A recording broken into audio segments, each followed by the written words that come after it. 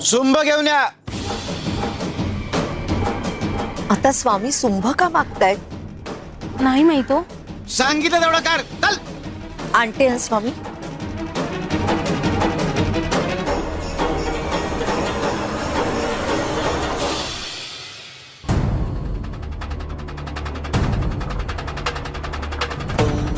मी का रांगेत दर्शन घेऊ?